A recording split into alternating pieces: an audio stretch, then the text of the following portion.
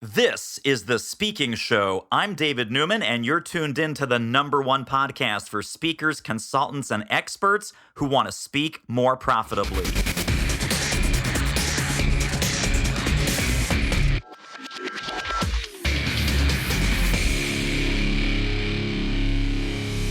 Old school PR. That's what we're here to talk about. The more press releases you write, the better. Spam as many journalists as possible. And no, wait a second. Hang on. Christina Nicholson is here. That's completely wrong. Welcome to the show. Thank you so much for having me. You had me there for a minute, David, but a lot of people actually think that that's the scary part.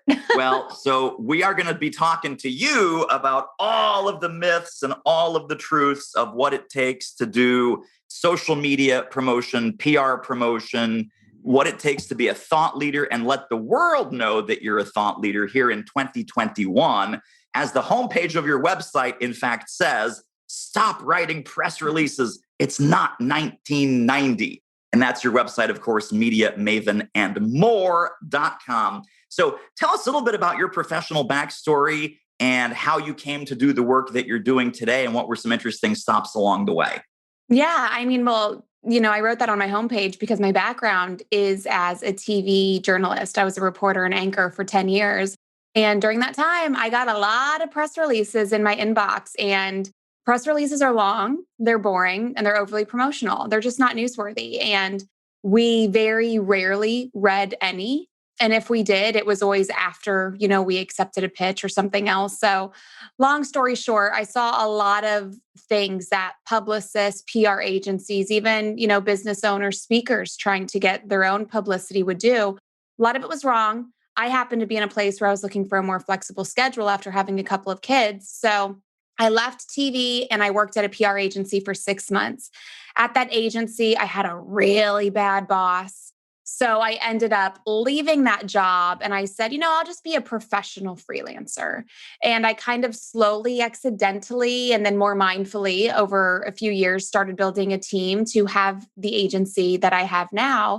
And we just take a real modern approach, not using press releases. We pitch people the way we would have wanted to be pitched in a newsroom. And like I said, it's not through press releases, despite what they may teach you in PR school. Right. Absolutely. We're going to talk about all of the strategies, all of the do's and don'ts, but I'm really curious about just your personal evolution from Christina, the freelancer / consultant to, hey, I think I might need a team. Who was the first team member you hired? What kind of clients were you getting? How did that escalate and change over the early years? Walk us through that evolution when it was Christina solo. What were you doing then? And then how has the business evolved and grown since? Well, it was Christina solo for about 1.5 to 2 years. I would take on any work. I would accept almost any client who was willing to pay me anything. And I got to the point where I was, working for pennies, but with like 20 clients because it all added up to enough. And I was miserable because I was literally working 12 hours a day, 7 days a week. And I remember it was during the fall of 2016 because it was an election year and it was crazy. And we had a client who had a hard news story in the health industry, but a lot of those journalists were distracted, rightfully so, by the election. So I remember bringing somebody on to help me pitch this client. And that was such a mental hurdle because one, I had to trust somebody else with my brand. And two, I had to give them money. I couldn't keep all of the money for myself. And once I did that, it was like such a weight off my shoulders. I had so much free time. And then it was also around that time where I hired my first business coach. And I was like, oh my gosh, it sounds like you hire people, you pay them money, you're going to lose a little bit of money. You're going to be stressed because you're giving away your brand. And I was very much and still am very much the face of my brand. So that was scary. But then after working with the coach, I was like, no, this is the way to go. You hire more people and yes, you give them more money, but you're also making more money and you charge more. You don't take these pain in the what clients that only want to pay you $1,000 a month just to make money. So it was just working out that first hire and then working with a business coach. And then, after a year or so, you get another business coach who maybe specializes in something more specific to what you're doing. And that's how I started to build a team. Now, I will say that my team and the way we operate now, it's very unconventional. I guess maybe it's kind of conventional now that everybody learned, hey, people can work from home and get stuff done. I feel like 2 years ago, that was like foreign to a lot of people. I've always wanted that. That's one of the reasons I started my own business was because, I had a couple of kids and I could not find an agency that would let me work from home. Like I got Wi-Fi at home. I can do the same thing here at home than I can in your office. I have a good work ethic. I don't need a babysitter. For whatever reason, that was hard to find. So my entire team is remote. They've always been remote. They're all independent contractors because they want that freedom. They want to come and go as they please. And as long as they're doing their job and hitting the goals for their clients, which they exceed every single month, I don't care where you're working, when you're working, what you're wearing while you're working. And it's worked out very well for us. Our company culture is amazing. People have freedom. Again, they do their job. They hit their goals for their client. If there's ever a hiccup, we're in there to help them, but it very rarely happens. So that's kind of what we've built. We have a team of 8 now, and it's working very well for us, for the team, and for our clients. Amazing. That's really, really great. Because I think people need to hear that progression, right? People need to hear like, hey, it doesn't happen overnight. And it happens like day by day, project by project, need by need, role by role, that we're not just going to hire people for no reason. As the business expands, the revenue expands. Hopefully, if you do this the right way, as you mentioned, when revenue expands, profit expands also, because you don't want to go the other way where revenue goes up and your personal profit as the owner goes down. That's the wrong way to do it. Let's get into what's really going on with kind of social media, publicity, building your brand, building your visibility and your credibility in front of audiences who matter. People come to you and they say, Christina, I've got a message. I've got a product. I've got a service. I want to get more exposure. I want to get, quote unquote, my name out there, which I'm sure everyone says, I want to get my name out there. If that phrase doesn't drive you crazy, I'm not sure what phrase does. How do you parse that? How do you really diagnose for a given client which mix of all the fantastic services and strategies that you offer, which ones are going to be a good fit for them? Yeah. Well, I mean, we work with a variety of clients. For the purpose of this podcast, I'll focus specifically on personal brands and experts and speakers because I know that's who you speak to a lot, David. Yeah. So with speakers specifically, nobody is going to, and we do this a lot with authors as well. I think there's a lot of overlap between speakers and authors.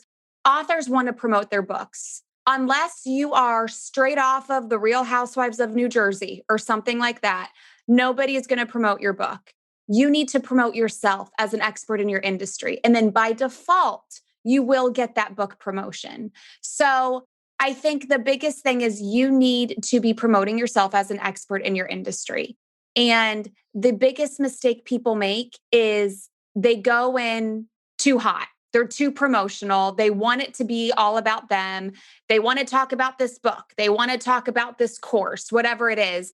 And it's not the media's job to give you a free commercial. It's not any of the media's job to promote you. So what you need to do is you just need to help that journalist or that contributor, whoever it is, do their job. Hand them everything they could want on a silver platter so it makes them easy to give you that promotion. And talk about whatever they want to talk about, because I promise that promotion will come by default. I can give you an example of somebody who sent me an email. They pitched me to be on my podcast, Become a Media Maven. And this person, I don't actually think it was the author. I think this author, maybe they had a VA or maybe they even had a PR agency. But the pitch was good. And I was like, yeah, I'd love to talk about that. Let's book you on my podcast. And then before we actually recorded, I got maybe 2 or 3 emails about this person's book. And it's coming out around this time. Could you release the episode around this time? We want to make sure the book gets promoted. And I'm thinking, okay, I don't really know you. Like, you are not a personal friend of mine. So to tell me when I should release the episode is that's a little much because I don't really know you. And then to keep talking about the book, I liked your pitch. I like the topic of your book. So I'm sure I'm going to like what's in the book. But because you're coming at me so hard with the book promotion, I don't even want to have you on my podcast anymore because you're acting like it's my job to promote your book and it's not. So I ended up canceling the interview. because I was just so annoyed with the 3 to 4 emails before we even recorded it. It's like shoving this person's book down my throat. When really, if you would have just come on the podcast and talked about your expertise, obviously the book would have come up naturally and everybody would have heard about your book. And I would have said, where can we buy it? Where can we find out more? But because this person was just like so in my face about what they wanted to promote, it didn't work out. And that is honestly the biggest mistake that people make when they pitch the media. That is so huge. I want to sit on this concept of speaker, author arena, because obviously you're right. That is, a huge part of our listenership. You have a great interview. At least this is how I do it. I'm guessing this is how you do it as well. They mention the book, like you say, it comes up organically. It's part of the conversation. They're not making all these weird, needy requests. The moment the microphone is turned off, what I would typically do as a host, I would say, Christina, man, you dropped so many value bombs. This was so fantastic. Listen, when does your book come out? Do you need me to schedule this at a certain time so I can help you with your book? Because the hosts aren't dumb. The hosts know that you've got something to promote. That's probably why you're on the show. If you promote it in their face and you become irritating, needy, and demanding, that's going to blow up in your face. And I guess the ultimate blow up is, hey, I'm canceling your interview. You're out of here. Do you find that with your client base, if they go about it in this very professional manner that you recommend, most hosts do once the microphone is turned off? Hey, listen, that was so awesome. This was one of our best episodes that we've ever had. How can I help you? How can I promote your book? When does it come out again? Let me schedule it so that it helps you during your launch. Is that typically what happens or no? Yeah, I mean, it really is. I've been on a lot of podcasts. I have my own, and I've never had an opportunity to not talk more about what I'm doing and how I can help the audience even further. I just had Mike Michalowicz, the author of Profit First, on my podcast. And at the end, we talked about, so what's next for you? What are you doing? He talked about a book coming out. And then he said, hey, I'd love to come back when that book comes out in the fall. Okay, perfect. Come back and talk about it then. Like, it's just a very natural flowing conversation. And I think people, I don't want to say they're so selfish because that's rude, but it's like you have your agenda and you're just seeing your agenda. You're not thinking of the other person's job and the fact, and this is the biggest part, that they are giving you access to their platform and their audience for free. So be grateful and be happy that this person is doing all of this for you. And I think another big mistake that people make after the fact is they think, oh, I've been on David's podcast. Everybody heard me. I don't need to do anything anymore. And that is like shooting yourself in the foot and leaving so much money on the table. People need to be sharing, whether you are quoted in an article, whether you're on a podcast, if you do a segment on local TV talking about something, you need to take those links, those images, whatever you have, and share them with your email list, share them on social media, tag the outlet and tag the journalist, because that is honestly where you turn the publicity into profit. And so many people don't do this. They just assume, oh, all of David's listeners heard me. If they want to know more, they'll come find me. No, yes, they did. And maybe some of them will. But when you tell all of your audience, look at me, I'm on David's podcast, click here to listen, then they're going to be like, oh, wow, she's legit. Christina's talking about this on the podcast. And whether or not they listen, watch, read, they just get that perception that you are the authority in your industry. You have so much credibility because you're appearing in the media everywhere. So it's not just about getting the media hit. It's promoting the media hit after the fact. Right. Absolutely. Let me ask you about podcasts in particular, because I think you have an entire podcast service, correct? Yeah. So I created a software to help people find the right podcast to pitch to be a guest because talk about that. That's awesome. Well, the tricky part is, and this is something that I created for my agency, because I found personally for myself that I would get a lot of new clients after being a guest on podcasts. They would come and find me and say, hey, I want this media exposure. So I was like, okay, I need to get on more podcasts. And my clients saw a quick ROI from being a guest on podcasts. But what happens when you open up the podcast app on your phone? You've got 2 million to choose from. So it's kind of hard to narrow it down, because once you start a podcast, if you stop it, which a lot of people do, it still is in the app. And there's really no way. I mean, you really have to search to see, okay, when was the last episode? Are they still recording? And you don't know download numbers. So you're like, do people actually listen to this podcast? Like, will I get an ROI? So that's when I created Podcast Clout. And it basically makes it super easy, saves you a ton of time in building a podcast pitch list because it only includes the top 250 podcasts in each category. So there's over 100 categories. We're looking at, like David, when you went to publish your podcast, you had to select up to 3 categories to fit your podcast in. So we just look at the top 250 in each category and we put all of the information you need to know in there. So instead of you searching through websites, social media, the podcast app, we do all of that searching. We put it in one spot and then you can filter it. So like if you are an expert in speaking about anxiety, type in anxiety in our search bar and all of the podcasts that have anxiety written in the description will pop up. And they're top ranked podcasts because that's the only thing in Podcast Cloud. You can also search by category and then niche down with the keywords. So for example, you could go to the mental health category and then niche down in there by typing in anxiety. So this was really something that I selfishly created for myself and my agency because it made our jobs easier. And then I thought, well, let me just share this with other people. And let me tell you, as somebody with zero tech experience, it has been quite the learning lesson on how to do this stuff. And that's again where I look at business coaches, people who are smarter than me, just to tell me what to do. So you outsourced this software development, correct? Oh my gosh, yes. I just had the idea and I was like, who can bring this to fruition? And, any other thing that I need to do now that it's created when it comes to maintaining it, sales, marketing, I'm like, how do you do? Because that's a software product. It's very different than running a PR agency. You need help if this is not your expertise, for sure. Right. Hey, good looking. Are you currently getting paid to speak? Would you like to ramp that up? We can help. Book a confidential speaker strategy call with our team at doitmarketing.com/call, and let's see what we might do together. The call is free, but the results may be priceless.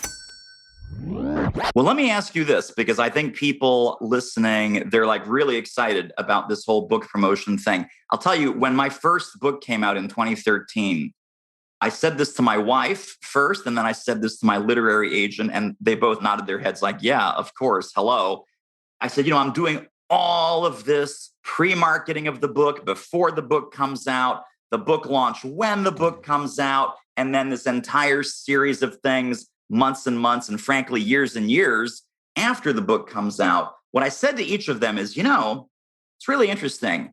Everything that I'm doing to market the book is what I should have been doing all along to market my business. And everything I'm doing to market my business, I should be doing to market the book. So let's say that, Christina, one of our listeners comes to you right now, the moment they hear this podcast, and they say, Christina, my book is coming out in 6 months. I want to lay the groundwork. I want to dig the well before I'm thirsty because I'm listening to this crazy David Newman person. 6 months before, book launch, 6 months or a year after. What kind of media plan would you recommend for them? Give us kind of just the high level building blocks. Well, you kind of covered it beautifully. What I'm doing for my book, I should be doing for my business. What I'm doing for my business, I should be doing for myself. And it all overlaps, especially for speakers and nonfiction authors. It's all about your expertise because, again, until you are a celebrity, until you're Oprah status, Gary Vaynerchuk status, nobody's going to promote your book. But you have to think, why are we interested in Oprah? Why would we buy a book she writes? Why do we buy Gary V's books? Because we know their personal brand, because they have spent so much time building their personal brand, not just by sharing their own content on their outlets, but by getting coverage in other people's outlets and not paying for it. Because again, this is about building credibility and building authority, and you have to earn that exposure. So, if we're going to think of a plan to promote your book, 100% it has to happen months before the book's available, because you have to get people to know, like, and trust you to want to buy your book.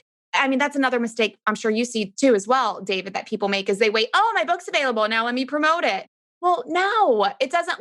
Think about the own way you perceive things and you buy things and you make those decisions. You're not going to buy a book from somebody the day you hear of the book and you know nothing about the author. So you need to be building your brand as the author. It all comes back to promoting your expertise. And especially for speakers, for nonfiction authors, there's a bunch of media you can choose from, right? TV, online, print. I like podcasts the best because a podcast listener is so much more intentional. You're not just scrolling online, you're not flipping through the channels. A podcast listener will actually find the app, read the title. Okay, I'm interested in this topic. Tap on the title and listen for 30 minutes. The mindset is so different when you're listening to a podcast than when you're just scrolling online and skimming through articles. So I think if you do want to build a personal brand, if you want to make the quickest impact in the shortest way possible, you're going to want to focus on podcasts. And there's so many podcasts out there. Just do your homework to see which ones, people are listening to, which ones still are active, and start booking those podcasts. And don't promote your course, your book, whatever. Like, yeah, you can mention it in the pitch, but you want your pitch to be about the expertise that you can offer, and try to be as specific as possible. I mean, David, I'm sure you get a lot of pitches for your podcast and people want to come on and they want to talk about marketing. Let me talk about marketing. Okay.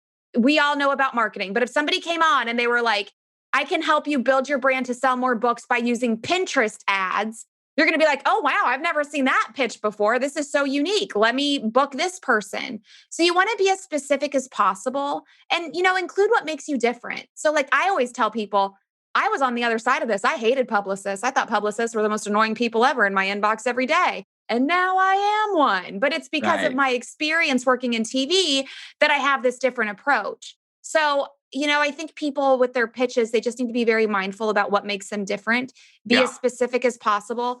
And it all goes back to themselves, their personal brand and their expertise, 100%. Yeah. Now, I just fished out while you were talking, because I do get a lot of pitches, as do you, as do most hosts who are in that top 50. I guess I must be in that top 250 because otherwise we wouldn't be talking. Oh, David, you're a big deal, honey. You are a big deal here in the podcast world. But so here's the funny thing. I get probably 3 kinds of pitches. Pitch number 1 is this gigantic, like 7 paragraph email filled with I, me, my, blah, blah, blah. And to that, I'm just like, delete. Then I get like the 2-line email that says, see the attached PDF pitch sheet. Then I get the kind that you sent me or that your team sent me, which I obviously immediately responded to going, hell yes, let's get her on the show. So I'm just going to read this for a quick second because I think people can learn a lot from it and we can kind of tear it down. It says, it's from Chelsea. Hi, David. If you're currently accepting guests for your podcast, please consider successful entrepreneur Christina Nicholson, TV reporter and anchor for 10 plus years. She received many terrible media pitches, which fueled her to start her PR agency, Media Maven, to help business owners earn exposure they deserve. She's helped brands earn coverage in Forbes, Rachel Ray's show, Today Show, local TV, etc. So second paragraph, that was all first paragraph. Her work in the PR industry also opened her eyes to a problem that prompted her to create software called Podcast Cloud, the only software that builds targeted podcast pitch lists. That's much easier to read than it is to say out loud. Can I schedule a time for you to speak with Christina in the next few weeks? And there's so much good stuff in here that we'll unpack here in a second. She's been a guest on Smart Passive Income twice, EO Fired, Boss Mom twice, Duct Tape Marketing with my buddy John Jansch, Boss Babe, and many others. She'd be happy to discuss any of the suggested interview topics below. Bullet. Thank you, Chelsea. So perfect. No pitch sheet, no nonsense, respectful of my time. If you're accepting guests, right? Open up the no, credibility, what makes it interesting. She received many terrible media pitches. This caused her to start her business, build her product, write her book, whatever it is. Can I schedule some time in the next few weeks? Not tomorrow, not this week. You're a busy guy. How about the next few weeks? So this came in. I responded like almost right away. The email I sent back was, Chelsea, let's do it. Here's the link. Looking forward to having Christina on the show. Walk us through that formula that is so effective, easy to say yes to, easy to work with, respectful, but very attractive and very appealing to most hosts. I mean, I kind of hit some of the highlights as I received it as a host. How do you craft that as a professional for your clients? Well, again, I pitch the way I would want to be pitched. I mean, I could tell you more about myself and my history and how I did TV in New York City and I did TV in Miami. But at the end of the day, like, do you really want to read about a stranger's bio in your inbox when you got 100 other things in there? So, like, here's the main points. And I personally like it when people give me talking points. So I know what they're an expert in and I know what I can ask because sometimes people will pitch me and it'll be like I had John Warlow on and he talks about selling businesses. And like I don't know anything about selling businesses, so give me some talking points. And that helps me okay, have we talked about this before? Is my audience interested in this? Because there are some topics that I think would be amazing. I just don't know anything about them. So I'm going to need your help and like where to guide the conversation. And I like those talking points too, because if it's like so generic, like we can just Google that and find that information, then, I'm not interested. So I just feel like the talking points, they make it easy on the podcast host and the guest. And again, yeah, I mean, I feel like it was kind of short, sweet, to the point. It gave you everything you needed to know to make a decision and nothing more, because again, ain't nobody got time for that. Right. Exactly. Exactly right. Now, I didn't do this because I never do this. And some hosts do, and there's nothing wrong with this. If the host says, Christina, would love to have you on, sounds fantastic. Do you want to send me a list of questions? Would you recommend that people have a list of questions ready, or is that more the exception than the rule these days? I think it's more the exception because, I mean, just coming from a background as a journalist, we would never give anybody questions beforehand. Like this is the tricky thing about the podcasting industry. A lot of people are doing podcasting and they have zero experience in journalism. And I've seen, like I'm in some Facebook groups with podcasters and they're like, I wanted a list of questions before I was a guest and they wouldn't give them to me. And I just think this is terrible. And they didn't read my bio the way I sent it to them. Like, it's their podcast. They can do whatever the hell they want. Like, who are you to like be so demanding of how they run their podcast? And honestly, like in journalism, it's like frowned upon to share questions. But I think in the podcast world where we don't have to follow the rules, that a TV journalist does, and we kind of call our own shots, I think it's all, a personal preference. When I have people on my show, to apply to be on the show, you have to kind of fill out a form. And it's like, what are some talking points? What do you want to talk about? Maybe we'll talk about them, maybe not. Maybe I want to talk about something different. Right. But it just gives us both an idea of what we're going to chat about. Because I could get on a podcast and I can talk about building a business from home as a mom with 3 kids. Those are more, the parenting podcasts. So it depends on what you're on. You want to have an idea of what you're going to chat about. But I mean, I like talking points, not necessarily these are the questions I'm going to ask, because then it's like very robotic and it's not a conversation. What a great episode. Wowza. Tell you what, if you want to ramp up your revenue as an expert who speaks professionally, you should really check out our free online training at doitmarketing.com/webinar. You have an online course. And I'm curious what your course building journey has been. What was the impetus for creating the course? How integrated is that course in your business? Kind of, do you parse out, hey, this might be more of a direct client, whereas this person might want to take my course first before they're ready to work with us? How do you parse that out? Okay, that's a great question. And I have so many thoughts about the online course industry, and I have no filter, David, so I'll just share it all. Here we go. The online course kind of came about because I had people reaching out to me and they were like, oh, I need to build my brand. I mean, any business owner, any expert, like you need PR. And a lot of people, they don't really get it, because there's no guarantees. And it's just one of those things that I guess a lot of people need a lot of education in. And the average cost to hire a PR agency is $6,000 a month because it is a very time-consuming thing that publicists are doing. And it's obviously very worthwhile. I mean, you get one. I had one client, I got her on the Today Show, and that's just one of many things we did for her that month. And her sales, for the coming days were ridiculous. I mean, it's priced high every month for good reason. But a lot of people have no clue how the industry works. They have no clue, how much it even costs. So people would reach out to me and they'd be like, I need this, but I can't afford an agency. So how do I? So I was just like, all right, let me just create a course and tell you what to do. And you just do it yourself. And so I did that. And then I kind of did a little VIP version where you can work with me and my team. We'll build you those pitch lists. We'll go over the pitches for you and send them back to you. We'll make introductions to people we know, whatever. So I did that, and I still have the course. I still have, the VIP version of it. It's called the Media Mentoring Program. And I used to, run Facebook ads, pitch my email list about it, but I honestly haven't done that in years.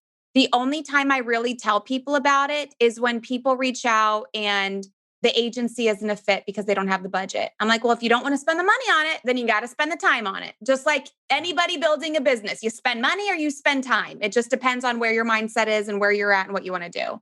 One of the big reasons why I stopped really promoting it and why it's just there almost as a downsell for the agency or if people ask about it is because I honestly could not compete with these liars on the internet.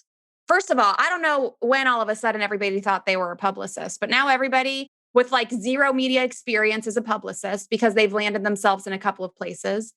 And they're using these Facebook ads saying, I guarantee I'll get you in this big outlet and this big outlet and this big outlet. And if not, I'll give you your money back. And it's just like they're making promises that are impossible. And they're doing shady behind the door things that are honestly illegal.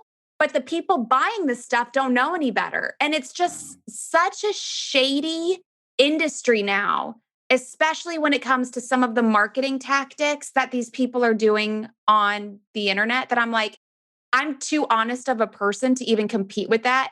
You got this person over here saying, I'm going to make you famous in 5 days. And I'm over here like, this is how it really works. No one's going to buy my stuff. They're going to buy the person who says they're going to make them famous in 5 days because they believe it. They don't know any better. So that's why I just kind of stopped promoting it. But like, if you want it, it's there kind of thing. So David, I'm not a successful online business course creator for that reason.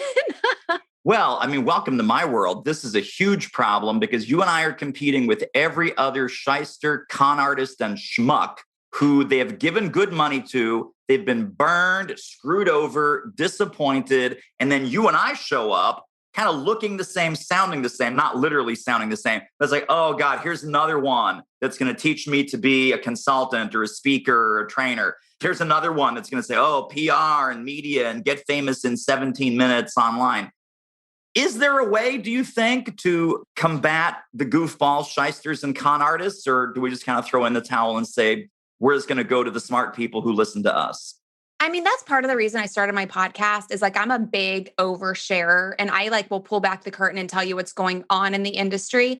But honestly, like some of the fault is to blame with some of these online outlets themselves, because we've in the media industry, because so much is online, like TV where I come from, it's different. Like the news is from noon to noon 30 and like you only get so many minutes. Like it's very transparent there.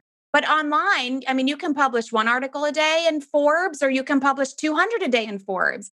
And the more, the merrier. So what's happening is a lot of these online outlets, they are letting anybody contribute to them, which is very smart. David, your listeners should be contributing to online outlets 100% because they get to share their expertise. They get those links in those outlets and they can share that on their social with their email list. It's very important for them to do so. However, there are some shady people who are contributing to these outlets, and then they will turn around and they will say, oh, I contribute to Forbes. I'll charge you $1,500 to write an article about you. And I've seen this happen. Somebody will pay this person $1,500 to write an article. So first of all, you have a person selling ads essentially for Forbes, not telling anybody they're doing it because it's illegal. When you buy an ad in traditional media, you need to disclose it's an ad. So this person's just making money under the table to contribute. And then maybe the article gets written, it gets posted. But then what happens is these people always get found out and then their articles get taken down. So you have the person who paid $1,500 who's now they're mad because their article they paid for was taken down. It doesn't exist anymore. Or, and I have had this happen, somebody reached out to me. They paid somebody, a contributor, to be in a certain outlet, and they ended up in another outlet. Because remember, these contributors, they can't say what goes in Forbes. They don't run Forbes. They're just a contributor. So they can write something and the editor could be like, that's trash. I don't want that here. So then they place it somewhere else where you would never pay $1,500 to be there, but you're stuck. Because you paid somebody for something that they have no right to sell. Right. And that is what's happening a lot. They're guaranteeing coverage in places they can't guarantee coverage because they don't even work there. They're just a contributor. Right. So I think this will be a big like aha moment for your listeners, because these people will show up in your DMs. If they see you're a speaker or an author, they will try to sell you coverage. And I get it. It's tempting, but it is a shortcut that will come back to burn you. So do not do it. Yeah, absolutely. Scary. Well, I'm going to have two final questions for you as we wrap up. The final question is, this was so fantastic and so awesome. I know that people want more Christina Nicholson brilliance ASAP in their world, in their inbox, in their business. Before we get to that, though, if people were to take one overarching concept about what it takes to get visible and credible and be in control of your public persona and your personal brand, what do you hope that one overarching takeaway concept might be? This is like SEO. You can't just focus on it for a week and think it's going to work. This is a marathon. It's not a sprint. So if I could leave your listeners with something, in addition to everything that I've already said, create a calendar and a schedule. 2 days a week for an hour each day. Get on Twitter and connect with journalists who write about your niche or your industry. Because then when you go to pitch them, you won't be another stranger in their inbox. They'll already know, like, and trust you because you built that relationship on Twitter or LinkedIn. Twitter's a good spot for journalists. So I would suggest going there.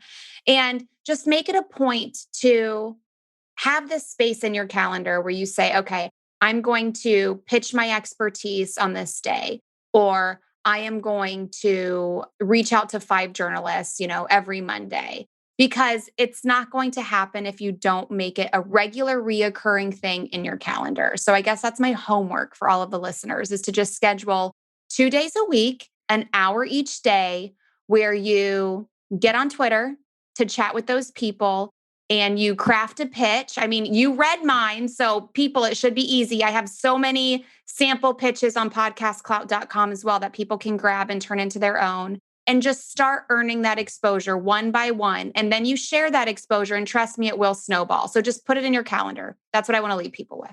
Awesome. Well, Christina Nicholson, totally tremendous. Where can we send people to get more Christina Nicholson brilliance, get connected to you, stay connected to you, download some fun resources, be a better PR presence for their own business?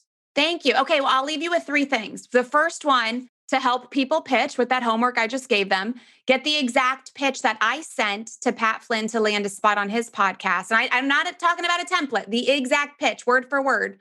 What I sent, the follow-up process, the booking, everything. You can get that at podcastclout.com/Pat. You can find me on social media at Christina All Day. I'm there on Twitter, on Instagram, on LinkedIn. If you just search Christina All Day, you will find me. And then you mentioned my website, MediaMavenandMore.com. You can find out more about that course. If you're not ready to hire an agency and you want to know what to do it yourself, you can find out more there. Brilliant. And all of those links are going to be directly under this episode when you go to thespeakingshow.com. Christina Nicholson, you are awesome. You are amazing. We have to have you back. We got to do part 2 of this interview because you and I could just talk for hours and hours and hours. Thank you so much, David. Well, that wraps up another episode of The Speaking Show. Hey, tell you what, if you like us, rate us and review us on iTunes. Subscribe. Tell a friend. Go grab the notes and downloads and extras at thespeakingshow.com. See you next time.